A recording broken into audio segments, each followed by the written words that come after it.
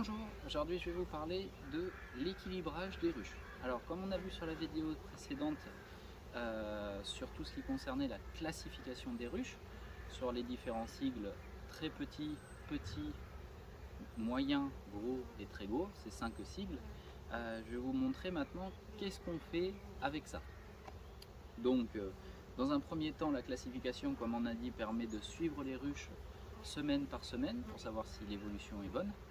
Maintenant, on va faire un petit niveau au-dessus qui s'appelle l'équilibrage. Alors l'équilibrage, qu'est-ce que c'est?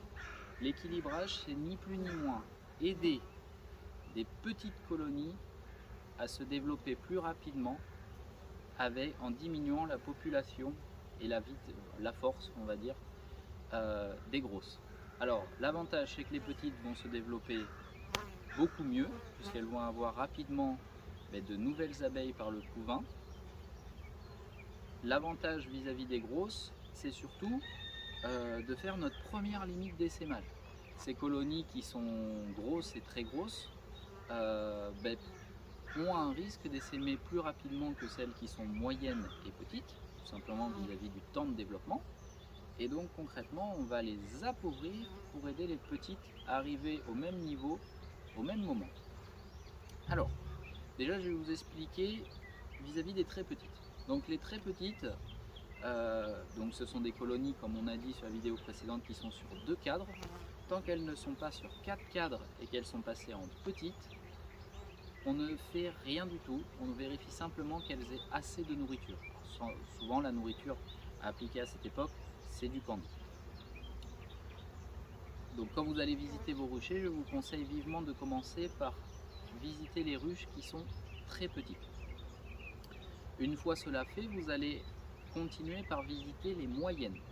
Alors les moyennes, c'est quasiment la même chose que pour les très petites, simplement elles vont pouvoir grossir puisqu'elles ont déjà une quantité d'abeilles suffisante.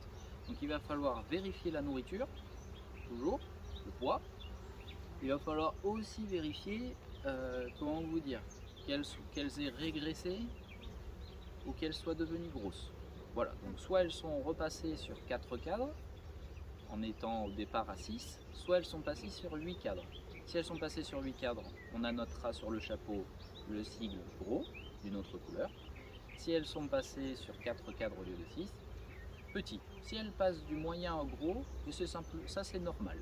Par contre, si elles passent du moyen au petit, il faudra vous poser des questions. Est-ce qu'elles manquaient de nourriture? Est-ce que ma colonie a repris une ponte correcte? Est-ce que la reine est toujours viable? Donc là, ça sera bien d'aller voir le couvain. Si vous voyez que le couvain n'est pas vraiment joli, ah tiens, peut-être marqué sur le chapeau, reine à changer. Comme ça, durant la saison, vous saurez que vous avez une reine à changer. Et puis voilà. Concernant les grosses. Alors les grosses, comme j'ai dit, vont servir, quant à elles, à se diminuer en couvain pour augmenter le volume de couvain d'une petite. Donc on va prélever un cadre de couvain, seulement le cadre de couvain, sans abeilles, sans reine, qu'on va distribuer à une petite. Pareil pour les très grosses.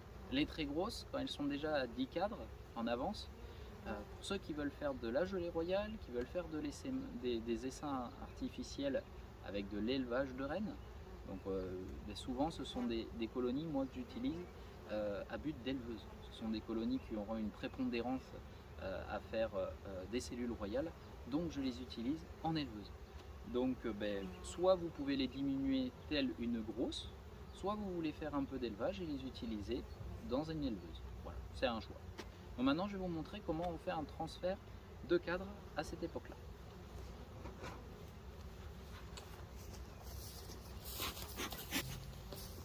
Alors, ici nous avons une colonie qui est petite et là nous avons une colonie qui est grosse. Donc nous allons, pour vous expliquer l'étape, transférer un cadre de couvain fermé, simplement du cadre de couvain fermé, sans abeilles, sans reine, à une colonie petite. Donc ça c'est l'étape à faire.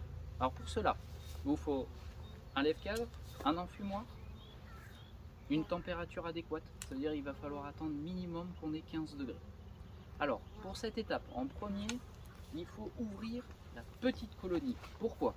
Parce que ça sert à rien d'aller ouvrir la grosse colonie, de prendre une grosse plaque de couvain qui ne sera peut-être pas adapté à la capacité qu'ont les abeilles de couver le couvain de la colonie petite. Donc toujours, avant de faire un équilibrage, vérifiez la taille de celle-ci. Donc on ouvre la petite, hop, on voit qu'elle a toujours des réserves. Hop. Et voilà. On constate qu'elle est sur 4 cadres, donc on va pouvoir faire l'équilibrage. Alors pour ça, on va lui piquer un cadre.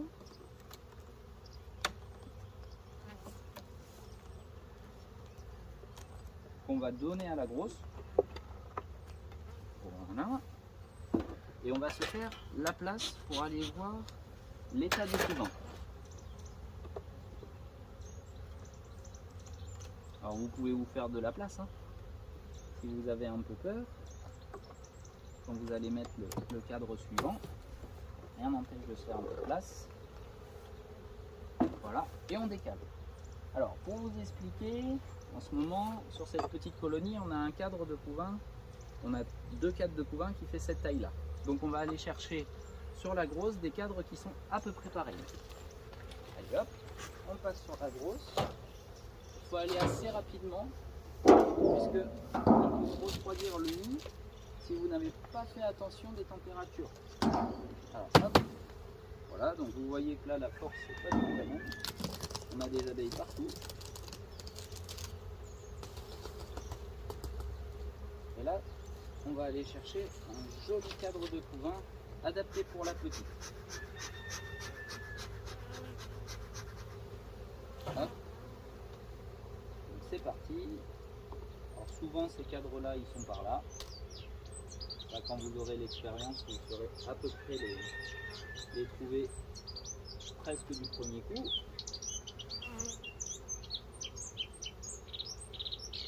Voilà. Alors là, ce qui est dommage, c'est que j'ai trop de couvains ouverts. Je secoue. Et je vais plutôt aller chercher son compagnon qui est à côté, qui lui a du couvain fermé. Voilà. Alors à cette époque, moi j'ai une lanière à cuivre grattée. Voilà. Donc là j'ai du couvain en parcimonie. Donc je l'amène sur la petite. Voilà. Je place le couvain dans la petite. Je souffle pour faire attention à l'écrasement des abeilles.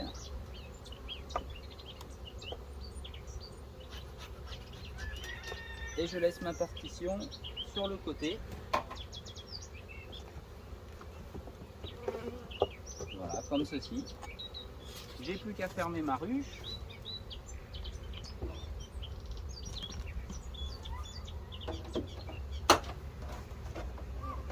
Et de vérifier dans 3 semaines si elle passera du cycle petit au cycle moyen. De l'autre côté, sur la grosse colonie, j'y ajoute le cadre que j'ai piqué à la petite. Je fais exactement pareil. Je souffle pour éviter d'écraser le plus d'abeilles.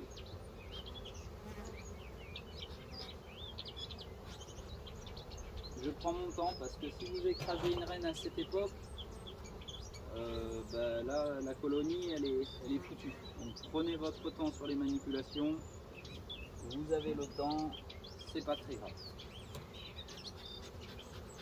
C'est pour ça qu'il faut veiller à ce que la température soit toujours adéquate. On remet notre cadre de couvain.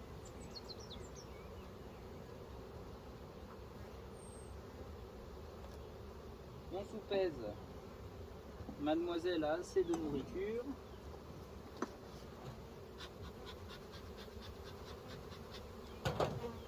On referme la colonie.